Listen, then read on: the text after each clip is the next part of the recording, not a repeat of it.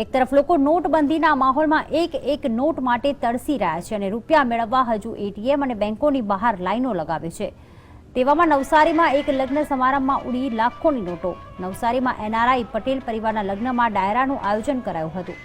કીર્તિદાન ગઢવીના આ ડાયરામાં લાખોની નોટોનો વરસાદ થયો। જેમ જેમ ડાયરાની રંગત જામતી ગઈ તેમ તેમ લોકો સ્ટેજની નજીક આવતા ગયા અને કીર્તિદાન સહિતના કલાકારો પર નોટો વરસાવ કરાયા। ફક્ત મોટી ઉંમરના લોકો જ નહીં, નાના બાળકો પર નોટોનો વરસાદ કરવામાં પાછળ રહ્યા ન હતા।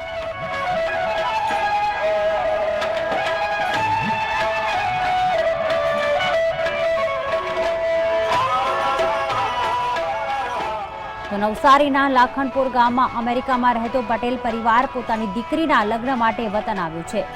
તેમણે જ આ ડાયરાનું આયોજન કર્યું હતું, જ્યાં નૈયાઓએ વર અને વધુ પર પણ નોટો ઉડાડી હતી।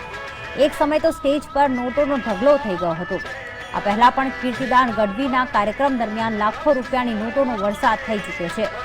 અહીં એવો પણ સવાલ થાય છે કે નોટબંધીના સમયમાં નોટોની અછત છે, ત્યારે અહીં લાખો રૂપિયાની નોટો આવી ક્યાંથી? એક તરફ રોકડની અછતના લીધે લોકોના ધંધા રોજગાર અને ઘર ચલાવવું મુશ્કેલ બન્યું હોય તેવામાં આ રીતે લાખોની નોટો ઉડાડવી કેટલું યોગ્ય છે?